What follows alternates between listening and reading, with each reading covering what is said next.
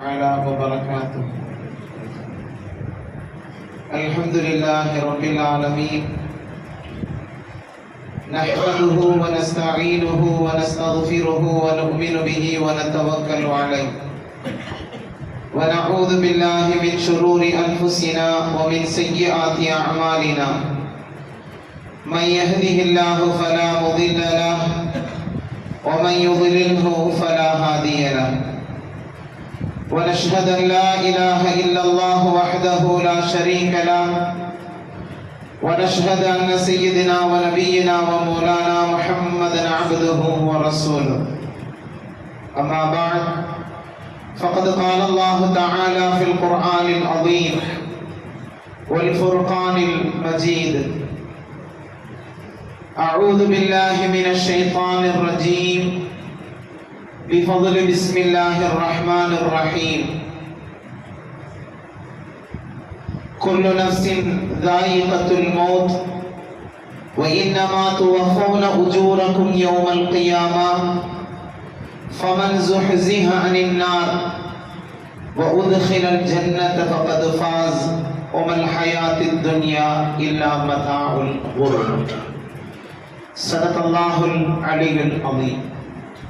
قال نبينا وحبيبنا وشفيعنا محمد رسول الله صلى الله عليه وسلم: عينان لا تمسهما النار، عين بكت من خشية الله وعين باتت في سبيل الله.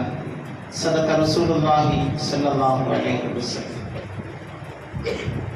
ربي اشرح لي صدري ويسر لي أمري واحلل عقدة من لساني يفقهوا قولي. اللهم ربي زدني علما.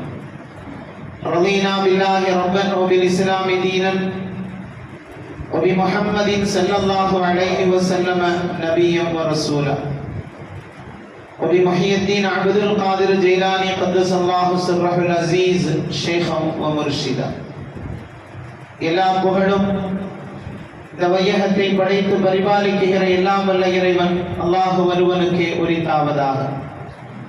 அவருடைய சாந்தியும் சமாதானமும் என்றென்றும் நம் உயிரிலும் மேலான கண்மணி நாயகம் ஸல்லல்லாஹு அலைஹி வஸல்லம் அவர்கள் மீதும், அவர்களை பின்பற்றிய உத்தம சத்திய சஹாபாக்கள், தாபிஈன்கள், தபஅத் தாபிஈன்கள், நாதாக்கள், நல்லடியார்கள், குறிப்பாக இங்கே ஒன்று கூடி இருக்கக்கூடிய நம் அனைவர்கள் மீதும் ரப்பின் சாந்தியும் சமாதானமும் என்றென்றும் குன்றாமல் குறையாமல் நின்று நிலவட்டுமாக. ஆமீன்.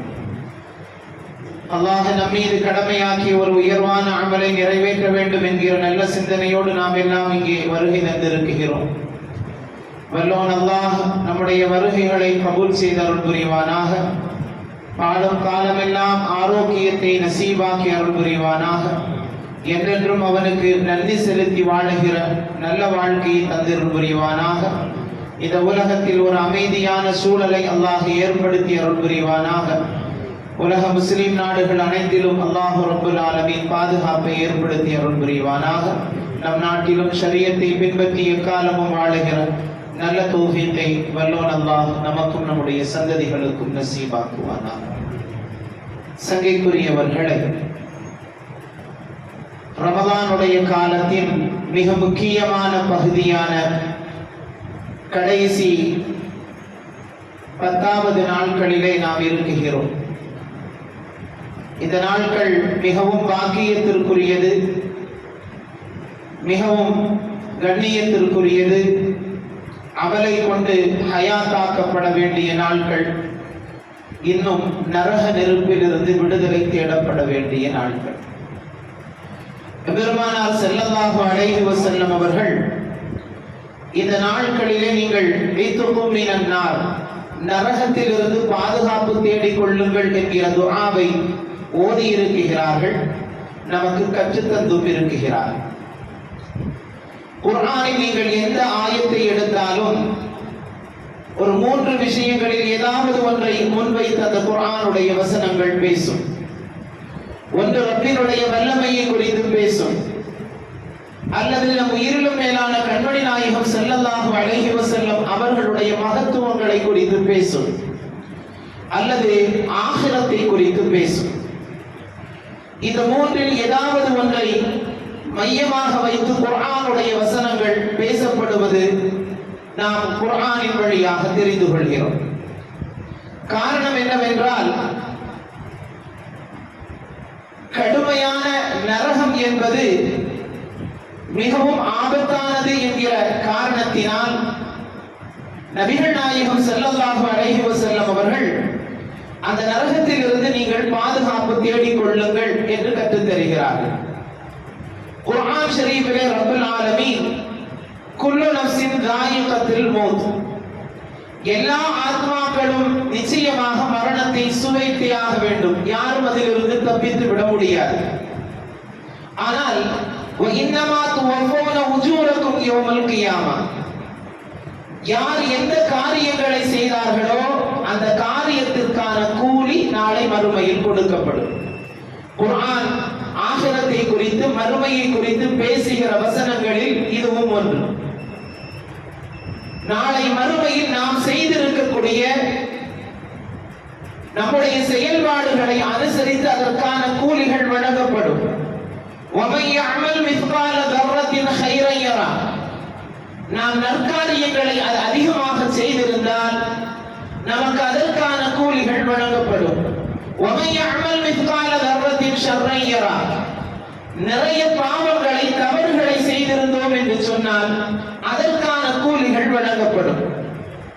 ஆகவே அதற்கான கூலிகள் அவர்களுக்கு வழங்கப்படுவது மட்டுமல்ல, فَمَنْ زُحْزِحَ عَنِ النَّارِ, யார் நரகத்தை விட்டு தூரமாக்கப்படுகிறார்களோ, யார் நரகத்தை விட்டு தூரமாக்கப்படுகிறார்களோ, சுவனத்தில் யார் நுழைகிறாரோ, ஃபகது ஃபாஸ், அவர்கள் வெற்றி பெற்று விட்டார். அல்லாஹ் நம் எல்லோருக்கும் அந்த பாக்கியத்தை தந்தருள் புரிவானாக. மறுமை என்கிற அந்த மிகப்பெரிய இடத்தில் வெற்றி என்பது மிக முக்கியம் அல்லவா? உலகத்தினுடைய இன்பங்களிலேயே நாம் மூழ்கி கிடக்கிற காலகட்டம். மறுமையை குறித்து பேசுகிற வசனங்களில் இது மிக பிரதானமானது. நாம் செய்திருக்கக்கூடிய நன்மைகளுக்கும் தீமைகளுக்குமான கூலிகள் நாளை மறுமையில் வழங்கப்படுவது மட்டுமல்ல, நாம் ஒதுங்கும் இடம் நரகத்தை விட்டு பாதுகாப்பு தேடி சுவனத்தில் நுழைகிற பாக்கியத்தை பெற வேண்டும். அதுதான் வெற்றியும் கூட. ஆகவே அந்த வெற்றியை நாம் பெற வேண்டும் என்று சொன்னால், அந்த வெற்றி நமக்கு வேண்டும் என்று சொன்னால், நம்முடைய வாழ்க்கையை நாம் சரிபடுத்திக் கொள்ள கடமைப்பட்டு இருக்கிறோம். சங்கைக்குரியவர்களே, உலக வாழ்க்கை என்பது மிக அற்பமானது. இந்த உலகத்திலே இருக்கக்கூடிய இன்பங்களை கண்டு நாம் மயங்கி கிடக்குகிறோம். ஆனால் அது எதுவுமே இல்லை என்பதை அல்லாஹ் ரப்பல் ஆலமீன் குறிப்பிடுகிறான். வமல் ஹயாத்தித் துன்யா இல்லா மதாஉல் குரூர், உலக வாழ்க்கையை ஏற்படுத்தக்கூடிய அந்த சுகம் என்பது ஏமாற்றத்திற்குரியது என்கிறார். ஆகவே இது நிரந்தரம் அல்ல. உங்களுக்கான நிரந்தர உலகம் என்பது மாலை மறுமையில் இருக்குகிறது. அங்கு நீங்கள் வெற்றி பெற வேண்டுமானால், அங்கு நீங்கள் சுவனம் செல்ல வேண்டுமானால், நீங்கள் நன்மையான காரியங்களை அதில் அதிகமாக செய்ய வேண்டும் என்கிற வலியுறுத்துகிற அதே வேளையில் அந்த நரகத்தில் இருந்தும் பாதுகாப்பு தேட சொல்கிறது. காரணம் என்னவென்று சொன்னால், அது அதிபயங்கரமானது நரகம். நாம் எண்ணுவது போன்று அல்ல அந்த நரகம் என்கிற அமைப்பு. மிக கடுமையானதாக அல்லாஹ் ரப்பல் ஆலமீன் அதனுடைய இருப்பிடத்தை வைத்திருக்கிறார். கண்மணி நாயகம் ஸல்லல்லாஹு அலைஹி வஸல்லம் அவர்கள் அனுதினமும் அல்லாஹும்ம அஜிர்னா மினன் நார் 7 தடவையோ 3 தடவையோ நீங்கள் ஓதி அந்த நரகத்திலிருந்து பாதுகாப்பு தேடிக் கொள்ளுங்கள் என்கிற வார்த்தையை நமக்கு கற்றுத் தந்திருக்கிறார். ஆகவே மனிதன் இந்த உலகத்திலே சில துன்பங்களை சகித்துக் கொள்ள முடியாதவன். நம்முடைய வாழ்நாளில் கடுமையான துன்பங்களும் கடுமையான சிரமங்களும் கடுமையான வேதனைகளும் நம்முடைய வாழ்க்கையில் முழுமையாக பீடித்து போனால் மிகவும் அந்த வாழ்க்கை நமக்கு கசந்து போகும், கஷ்டமாகிவிடும், சிரமமாகிவிடும்.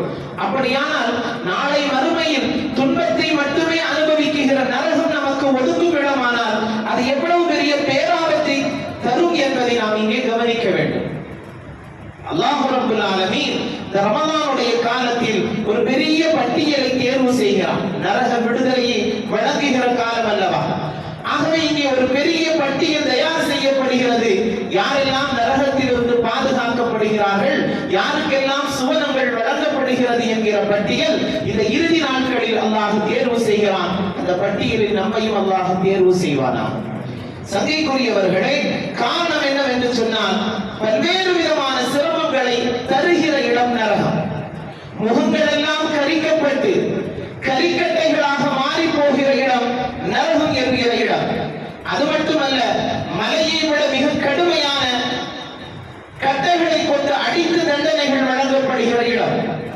ஆகவே அந்த இடத்தில் இருந்து பாதுகாப்பு தேடப்பட வேண்டும் என்பதை நபிகள் நாயகம் ஸல்லல்லாஹு அலைஹி வஸல்லம் அவர்கள் நமக்கு கற்றுத் தருகிறார்கள் என்றால், அந்த இடம் எவ்வளவு பயங்கரமானது என்பதை நாம் ஒவ்வொருவரும் இங்கே கவனிக்க வேண்டும். குர்ஆன் நரகத்தினுடைய எரிகொள்ளிகள் யார் என்பதை பதிவு செய்கிற பொழுது, ஃபத்தகுன் நாரல்லதி வகூதுஹன் நாசு வல் ஹிஜாரா, மனிதர்களும் கற்களும் அதற்கு இரையாகின்றார்கள், நரக நெருப்பிற்கு நீங்கள் பயந்து கொள்ளுங்கள் என்பதாக குர்ஆன் குறிப்பிடுகிறது. நரகத்தினுடைய நெருப்பு கட்டைகளாக எது பயன்படுத்தப்படுகிறது என்று பதிவு செய்கிற பொழுது, அல்லாஹ் மனிதர்களை பயன்படுத்துகிறான், கற்களை பயன்படுத்துகிறான். குர்ஆனில் நரகத்தினுடைய எரிபொருள் என்று கூறப்பட்டு இருக்கக்கூடிய கற்கள், அந்த கற்களுக்கான விளக்கங்களை தருகிற பொழுது, அது சாதாரணமான கற்கள் அல்ல, அவற்றில் மற்ற கற்கள் இல்லாத 5 விதமான வேதனைகள் அந்த கற்களில் இருக்குகிறது என்பதாக முஃபஸ்ஸிரீன்கள் விளக்கம் தருகிறார்கள். ஒன்று, அந்த கல் மிக வேகமாக எரியும் என்கிறார்கள். அந்த கற்கள் மிக வேகமாக எரியும் என்கிறார்கள். இரண்டாவதாக, மிக கடுமையான துர்நாற்றம் வீசக்கூடிய கற்களாக அது இருக்கும் என்கிறார்கள். அதிலிருந்து அல்லாஹ் ரப்பல் ஆலமீன் அதிகமான புகைகளை எழுப்புகிறான் என்கிறார்கள். நான்காவதாக, அது உடலுடன் ஒட்டிக்கொள்ளும் வகையில் அந்த கற்கள் இருக்கும் என்கிறார்கள். ஐந்தாவதாக, அது சூடான, அது மிகவும் கடுமையாக சூடானால் அது கடுமையான வெப்பத்தை உங்களுக்கு ஏற்படுத்தும் என்கிறார்கள். இப்படி 5 விதமான ஆபத்தை தருகிற கற்களை அல்லாஹ் ரப்பல் ஆலமீன் நரகத்தினுடைய எரிகற்களாக வைத்திருக்கிறார். ஏன் பாதுகாப்பு தேட வேண்டும், அது எவ்வளவு ஆபத்தானது என்பதை விவரிக்கிற பொழுது, அல்லாஹ் ரப்பல் ஆலமீன் நரகத்தினுடைய கரிக்கட்டைகளாக நம்மையும் சில கற்களையும் வைத்திருக்கிறான். அந்த கற்கள் என்பது மிக கடுமையானதாக இருக்கும், வேகமாக எரியக்கூடியதாக இருக்கும், கடுமையாக துர்நாற்றம் வீசக்கூடியதாக இருக்கும், அதிலிருந்து புகைகள் கடுமையாக எழுக்கும், அது உடலோடு ஒட்டிக்கொள்ளும். அது மட்டுமல்லாமல் அது எரிகிற வேகத்தினுடைய வெப்பம் என்பது மிக கடுமையானதாக இருக்கும் என்பதாக. அப்படியானால் அந்த நரகத்திலிருந்து நிச்சயமாக நாம் பாதுகாப்பு தேடித்தானே ஆக வேண்டும் என்பதை நாம் இங்கே விளங்க வேண்டும். அல்லாஹ் ரப்பல் ஆலமீன் அப்படிப்பட்ட ஒரு இருப்பிடத்தை வைத்திருக்கிறான். யாருக்கு? ஷர்ரை மட்டுமே உலக வாழ்க்கையில் அவர்கள் அதிகமாக செய்திருப்பார்களேயானால், தவறை பாவங்களை அதிகமாக தங்களுடைய வாழ்க்கையில் அவர்கள் செய்திருப்பார்களேயானால் அவர்களுக்கான இடம் அது என்பதாக குறிப்பிடுகிறார். வேதனையினுடைய உச்சம் நரகத்தினுடைய அதாபு என்பது வேதனையுடைய உச்சம்.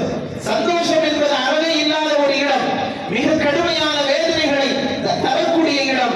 ஆகவே அங்கே அழுகை மட்டும்தான் நிறைந்திருக்கும், அங்கே சந்தோஷம் என்பது இல்லை, மிக கடுமையான வேதனைகள் மட்டுமே இருக்கும் என்பதை குர்ஆனும் ஹதீஸும் நமக்கு மிக தெளிவாக முன்வைக்கிறது. தபூக் யுத்த களத்திற்கு மக்கள் எல்லாம் தயாராகி செல்கிற பொழுது முனாஃபிகீன்கள் கேட்டார்கள், வகாலு லா தன்ஃபிரு ஃபில் ஹர், இவ்வளவு கடுமையான வெப்பத்தினுடைய காலத்தில் நீங்கள் இந்த போர்க்களத்திற்கு செல்ல வேண்டுமா என்று முஸ்லிம்களை பார்த்து முனாஃபிகீன்கள் கேள்வி எழுப்பினார்கள். அல்லாஹ் ரப்பல் ஆலமீன் அவர்களுக்கு பதில் சொல்லி வசனத்தை இறக்குகிறான். குல் நாரு ஜஹன்னம அஷத்து ஹர்ரா, நரகத்தினுடைய நெருப்பு இதைவிட கடுமையானது என்று நாயகமே நீங்கள் அவர்களுக்கு சொல்லுங்கள் என்பதாக. நரகத்தினுடைய வெப்பம் என்பது இதைவிட கடுமையானது என்று அவர்களுக்கு சொல்லுங்கள் என்று அல்லாஹ் ரப்பல் ஆலமீன் எச்சரிக்கிறான். காரணம் என்னவென்றால், போருக்கான அழைப்பு விடுகிற பொழுது போரிலே கலந்து கொள்ள வேண்டும் அல்லவா. முனாஃபிகீன்கள் அவர்களை இயலாமல் ஆக்குவதற்குரிய வார்த்தையை பதிவு செய்கிறார்கள். அல்லாஹ் சொல்கிறான், நரகம் இதைவிட கடுமையானது என்கிற எச்சரிக்கையை நீங்கள் அவருக்கு தாருங்கள் என்பதாக. ஆகவே அல்லாஹ் ரப்பல் ஆலமீன் கடுமையான ஒரு நரகத்தை தயார் செய்து வைத்திருக்கிறான். அந்த நரகத்திலிருந்து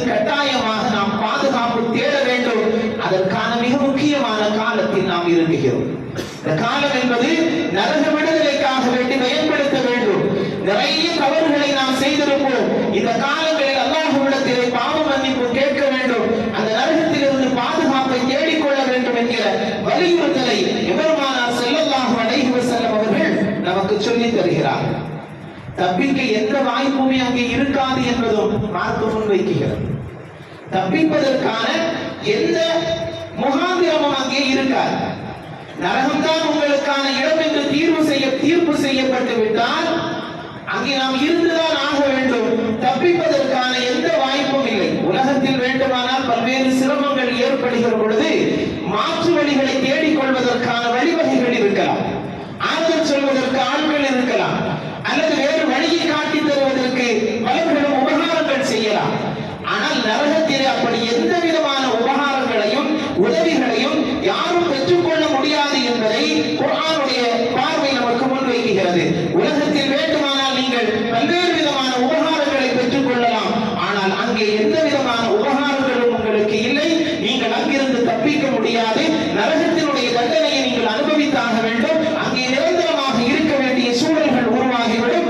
ஆகவே அந்த நரகத்தை நீங்கள் அஞ்சிக் கொள்ளுங்கள், அதிலிருந்து நீங்கள் பாதுகாப்பு தேடிக் கொள்ளுங்கள். நரக விடுதலைக்கான இந்த காலங்களை அதற்காக பயன்படுத்திக் கொள்ளுங்கள் என்கிற அறிவிப்பை அஷ்ரஃபுல் ஹல்க் முஹம்மது ரசூலுல்லாஹி ஸல்லல்லாஹு அலைஹி வஸல்லம் அவர்கள் தருகிறார்.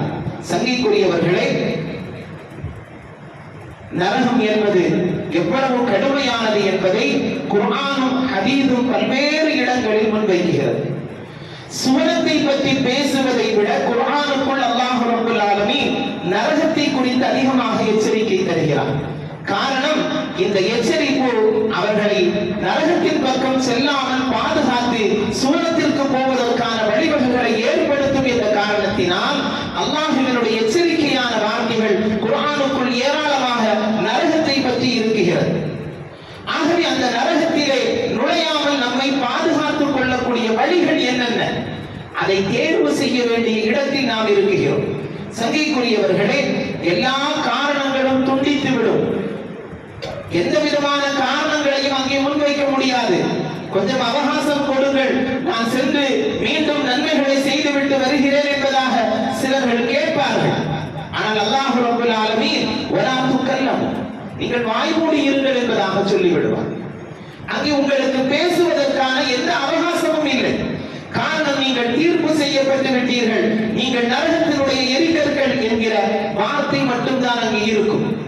ஆகவே அந்த கடுமையான இடத்தில் நீங்கள் நுழையாமல் இருப்பதற்காக வேண்டி நீங்கள் அல்லாஹ்விடத்திலே துஆ செய்து கொண்டே இருங்கள் என்கிற வார்த்தை குர்ஆனுக்குள் இருக்கிறது. அது மட்டுமல்லாமல் அல்லாஹ் ரப்பல் ஆலமீன் நரகத்தில் இருந்து பாதுகாப்பு தேடுகிற மக்களை குறித்து பேசுகிற பொழுது ரப்பனா ஆமன்னா வஃபிர் லனா வர்ஹம்னா வஅன்த கைருர் ராஹிமீன், சில மேல் மக்கள் அல்லாஹ்விடத்திலே இப்படி துஆ செய்து கொண்டே இருந்தார்கள். ரப்பே, எங்களை நீ மன்னித்து விடு, எங்கள் மீது இரக்கம் காட்டு, நீதான் இரக்கம் காட்டுவதில் ஆக சிறந்தவன் என்கிற வார்த்தையை என்னிடத்திலே கேட்டுக்கொண்டே இருந்தார்கள்.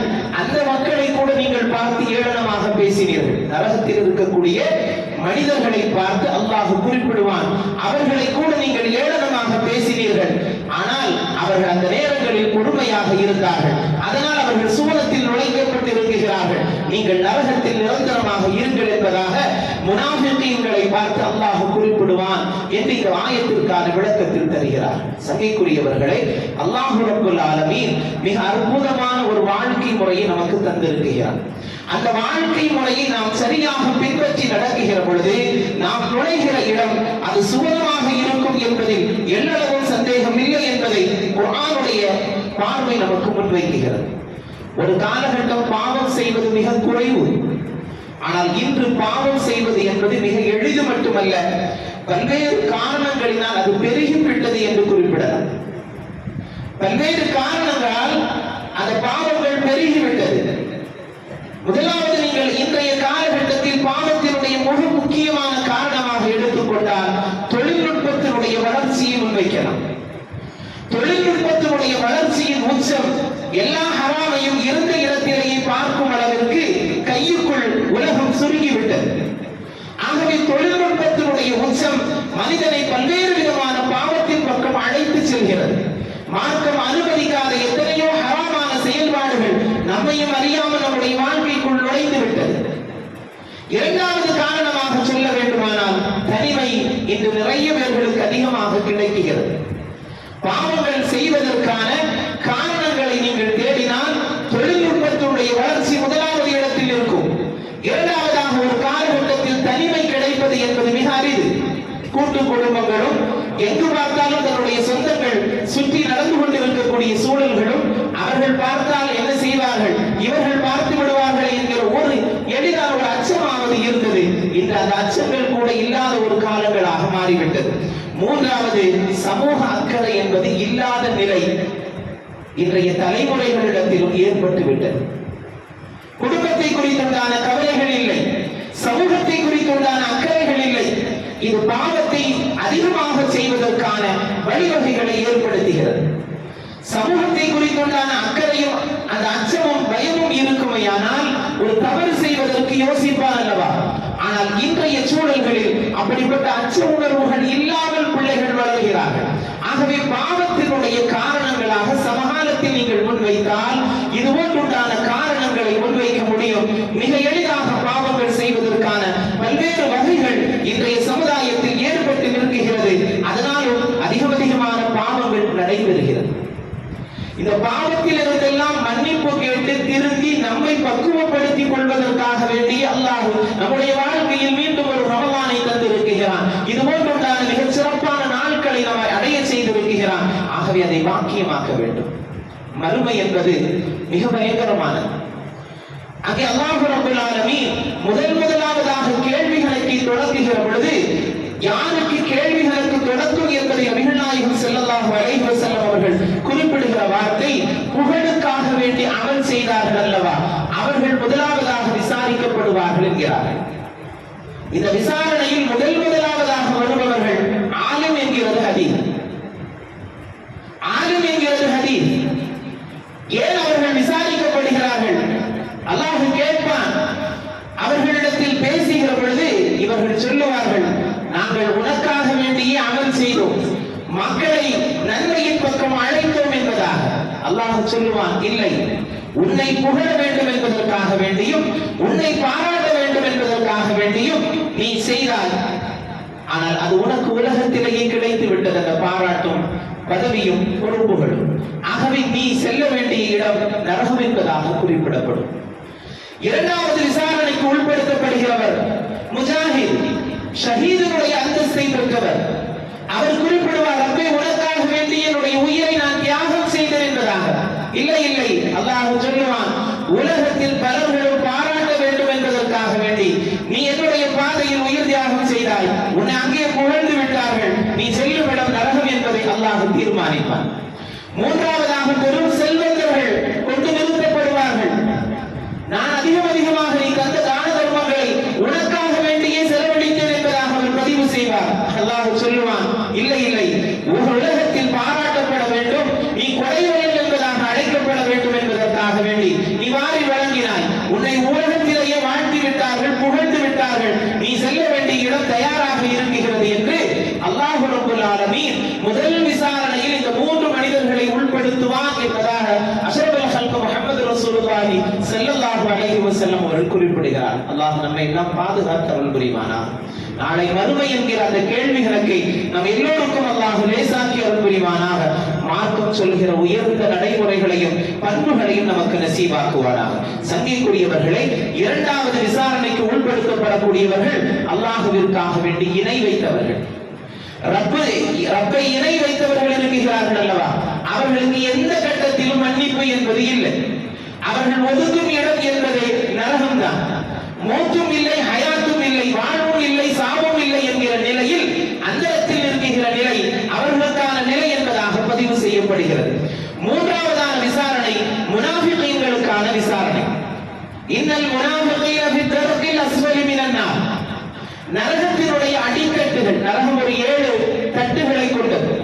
இதனுடைய அடிக்கட்டு என்பது சீர்சலம் நிறைந்ததாக இருக்கும். இந்த சீர்சலங்கள் நிறைந்திருக்கக்கூடிய அந்த நரகத்திலே முனாஃபிகீன்கள் தள்ளப்படுவார்கள் என்கிற வார்த்தையை குர்ஆன் முன்வைக்கிறது.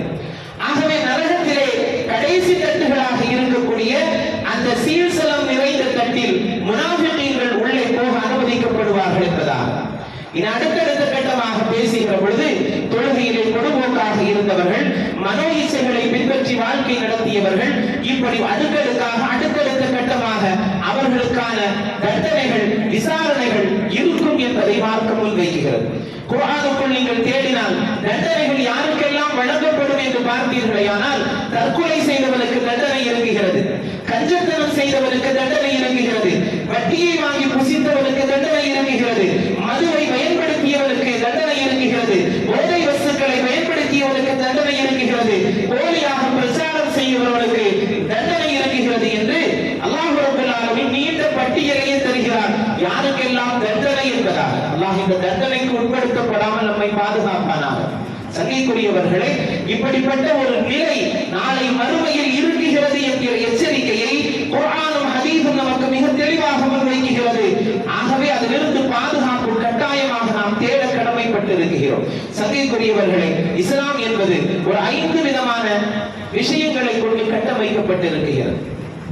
ஒன்றாவதாக அகீதா, இரண்டாவதாக இபாதத், மூன்றாவதாக முஆமலாத், நான்காவதாக முஆஷராத், ஐந்தாவதாக அஹ்லாக். இந்த 5 கட்டமைப்புகளில் தான் இந்த மார்க்கம் இருக்குகிறது. இந்த கட்டமைப்புகளை சரியாக நாம் பின்பற்றி நடக்க தொடங்கினாலே நாம் சுவனத்திற்கான வழிகளை தேடிக்கொள்ள முடியும். முதலாவதாக அதற்கான வழியை சொல்கிற பொழுது அகீதா, கொள்கையினுடைய விஷயத்தில் நாம் மிக தெளிவாக இருக்க வேண்டும். ஈமானுடைய விஷயத்தில் அல்லாஹ்வை கொண்டு ஈமான் கொள்வது, அல்லாஹ்வினுடைய ரசூலை கொண்டு ஈமான் கொள்வது, குர்ஆனை கொண்டு, மலக்குமார்களை கொண்டு, அந்த ஈமானுடைய பட்டியல் நீளமானது. இது அத்தனையும் முழுமையாக நம்பிக்கை கொண்டு நம்முடைய வாழ்க்கையினுடைய பயணங்கள் இருக்க வேண்டும். இது அகீதா சம்பந்தமான விஷயம். அதில் குறைகள் ஏற்பட்டாலும் அது நம்முடைய வாழ்க்கையை தளர்த்திவிடும், தகர்த்துவிடும். இரண்டாவதாக நீங்கள் பார்த்தீர்களேயானால் இபாதத், அது நம்முடைய கடமைகளில் வரக்கூடியது. அந்த கடமைகளை நாம் சரியாக செய்யவில்லை என்று சொன்னால் நாளை மறுமையில் மிகப்பெரிய விசாரணை இருக்குகிறது. அங்கே நாம் தப்பிக்க முடியாது என்கிற எச்சரிக்கையான பதிவுகள் இருக்குகிறது. அந்த தண்டனைகளுக்கு நாம் ஆளாகாமல் இருக்க வேண்டுமானால் நாம் அந்த இபாதத்துகளை சரியாக செய்யக்கூடியவர்களாக இருக்க வேண்டும். மூன்றாவதாக முஆமலாத், கொடுக்கல் வாங்கல். அதில் இன்று நிறைய தவறுகளை நாம் செய்கிறோம். வாங்குகிற பொழுது நல்ல விதமாக பேசுவது, கொடுக்காமல் அவர்களை இழுத்தடிப்பது, அவர்களை அலக்களிப்பது என்று சமுதாயத்தில் அதன் நிலைப்பாடுகள் அதிகரித்திருக்கிறது சமகாலத்தில். ஆகவே வாங்கல், கொடுக்கல், ஒப்பந்தங்கள் இதிலெல்லாம் நாம் சரியாக இருந்து விட்டோம் என்று சொன்னால் நம்முடைய நாளை மறுமையின் வாழ்க்கை சிறப்பாக ஆகிவிடும். அதே போன்று முஆஷராத், உறவுகளை முறிக்காமல் இணைந்து வாழ்வது, சகோதரத்துவத்தை அதிகமாக மக்களுக்கு மத்தியில் பகிர்ந்து எல்லோரையும் அரவணைத்து வாழ்கிற உயர்ந்த வாழ்க்கை, இந்த வாழ்க்கை நம்மிடத்தில் வர வேண்டும் அல்லவா? நபிகள் நாயகம் ஸல்லல்லாஹு அலைஹி வஸல்லம் அவர்கள் இது அத்தனையும் அடங்கிய ஒரு வாழ்க்கையை தான் இந்த சமுதாயத்திற்கு போதித்தார்கள். உறவு முறைகளை முடித்துக் கொண்டு இபாதத்தை மட்டும் செய்வதற்கு மார்க்கம் சொல்லவில்லை. இபாதத்துகளை செய்யாமல் உறவு முறைகளை பேணி வாழ என்று மார்க்கம் சொல்லவில்லை. இது எல்லாம் சேர்ந்ததுதான் மார்க்கம். நான் ஐந்தாவதாக சொல்லுகிற பொழுது அஹ்லாக் என்கிற ஒழுக்கம் என்பது நம்மிடத்திலே வர வேண்டும். பொறுமை, மற்றவர்களை ஏமாற்றாத தன்மை, எல்லா நிலைகளிலும் ஒழுக்கத்தோடு, சுய ஒழுக்கத்தோடு நடந்து கொள்கிற நல்ல பண்புகள் நம்மிடத்தில் இருக்குமையானால் நாளை சூரத்திற்கு போவதற்கான வழிவகைகளை அது நமக்கு லகுவாக்கிவிடும் என்பதை நபிகள் நாயகம் ஸல்லல்லாஹு அலைஹி வஸல்லம் அவர்களுடைய வாழ்க்கை முறைகள் நமக்கு கற்றுத் தருகிறது. சங்கையானவர்களே, இது அத்தனையும் சேர்ந்ததுதான் இஸ்லாம்.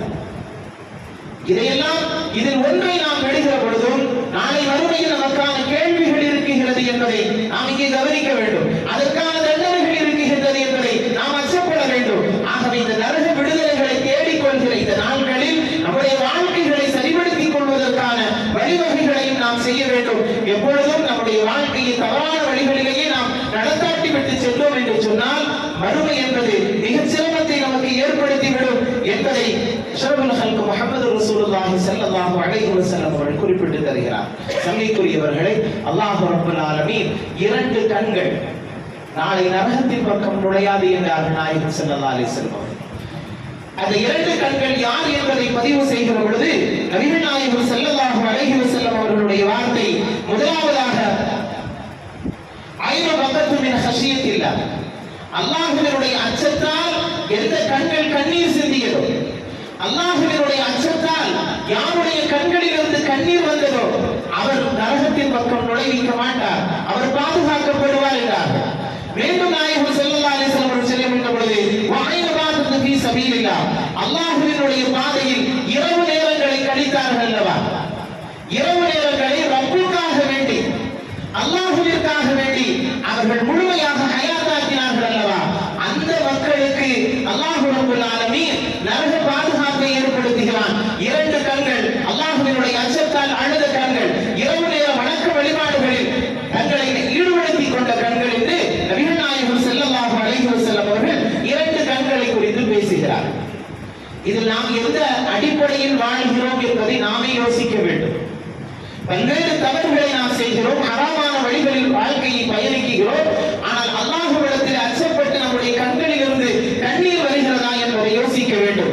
இரவு நேரங்களை ரப்புக்கான வணக்க வழிபாடுகளில் நாம் நம்மை ஈடுபடுத்திக் கொள்கிறோமா, அதற்காக வேண்டி விழித்திருக்கிறோமா என்பதை யோசிக்க வேண்டும். இன்றைய கால சூழ்நிலையில் பெரும்பாலான பேர்கள் இரவு தூக்கம் என்பது 1 மணி 2 மணி என்கிற நிலையில் தான் நாம் வாழுகிறோம். எல்லோரும் அந்த லிஸ்டுக்கு வந்து விட்டோம். எல்லோரும் நம்முடைய கரங்களில் வைத்திருக்கக்கூடிய மொபைல் போன்களின் வழியாக நம்முடைய நேரங்கள் அத்தனையும் வீணாக்கப்படுகிறது. அதிக நேரமாக அதிலேயே நாம் கவனங்களை செலுத்துகிறோம். நம்முடைய நேரங்கள் வீணாகிறது. நாம் இரவு நேர தூக்கம் என்பது கூட மிக மோசமான சூழ்நிலைகளில், காலங்களில், சூழல்களில் நம்ம ஏற்படுத்திவிட்டது. ஆனால் இரவு நேரங்களை வணக்க வழிபாடுகளுக்காக வேண்டியும் இல்மை கற்பதற்காக வேண்டியும் ஹயாத்தாக்குவது என்பது குற்றமல்ல. ஆனால் தேவையற்ற நேரங்களை வீணாக கழிப்பது என்பது மிக ஆபத்தை உருவாக்கிவிடும் என்கிற வார்த்தை எச்சரிக்கை எபெருமானார் ஸல்லல்லாஹு அலைஹி வஸல்லம் அவர்களால் தரப்பட்டிருக்கிறது. சங்கைக்குரியவர்களை, ரமலானுடைய காலங்களில் கூட இரவு நேரங்களுடைய அமல்களை வீணாக்கும் விதமாக சுற்றித் திரிகிறவர்கள் ஏராளமானவர்கள் சமுதாயத்தில். தராவீஹுக்கு 5 சஃப்புகள், கியாமுல் லைலுக்கு மஸ்ஜிதுகள் நிறைகிறது, சுபஹிற்கு ஆளே இல்லை. இது எந்த வகையான இபாதத்து என்றே தெரியவில்லை. சமகாலத்தினுடைய இபாதத்தினுடைய நிலை அப்படித்தான் இருக்கிறது. தராவீஹுக்கு ஒரு 7 சஃப் 5 சஃப் இருக்கிறது. ஆனால் கியாமுல் லைலுக்கு பள்ளியே நிறைந்து வருகிறது. ஆனால் சுபஹிற்கு ஆள் இல்லை. இரவுடைய இஷா தொழுகையையும் சுபஹ் தொழுகையும் நீங்கள் ஜமாத்தாக தொழுது விட்டால் இரவு முழுவதும் இந்து தொழுது வணக்கத்தை நீங்கள் செலுத்தியதான நன்மையை பெற்றுக் கொள்ள முடியும் என்கிற அறிவிப்பு எபெருமானார் ஸல்லல்லாஹு அலைஹி வஸல்லம் அவர்களால் தரப்பட்டிருக்கிறது. அந்த இஷா தொழுகையும் சுபஹ் தொழுகையும் ஜமாத்தோடு இல்லை. ஆனால் கடமையாக்கப்படாத ஒரு அமலை முன்வைத்து சமுதாயம் பயணிக்கிறது. இது இப்பொழுது பிடித்திருக்கக்கூடிய ஒரு பெரிய ஒரு வேலை.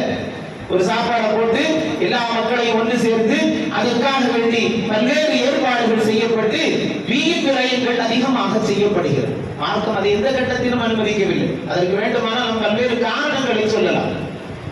அமல் செய்வது என்பது உனக்கும் ரப்புக்குமானது. இரவு நேர தொழுகை என்பது அஷ்ரஃபுல் ஹல்க் முஹம்மது ரசூலுல்லாஹி ஸல்லல்லாஹு அலைஹி வஸல்லம் அவர்கள் தங்களுடைய வாழ்க்கையில் ஒரு நாளும் விட்டதில்லை என்பதுதான் ஹதீஸ். ரமலானுடைய கடைசி 10 மட்டும் நான் வலுவாக பிடித்துக் கொள்வேன் என்பது எந்த வகையான அமல் என்று தெரியவில்லை. வேண்டும், அந்த நாட்கள் ஹயாத்தாக்க வேண்டும், நாம் மறுக்கவில்லை. ஆனால் அதற்காக வேண்டி இப்படி மஸ்ஜிதுகளாக அழைக்கிற வேலையும், பெண்கள் யாருடைய துணையும் இல்லாமல் மஸ்ஜிதை நோக்கி பயணிக்கிற நிலையும் எங்கே எந்த மார்க்கத்தில் அனுமதிக்கப்பட்டிருக்கிறது? இந்த சூழல்கள் சமகாலத்தில் அதிகரித்து வருகிறது என்பதையும் மிக வருத்தத்தோடு நான் குறிப்பிடுவேன். காரணம், ஃபர்தான தொழுகை உங்களுக்கான கேள்விக்குரியது.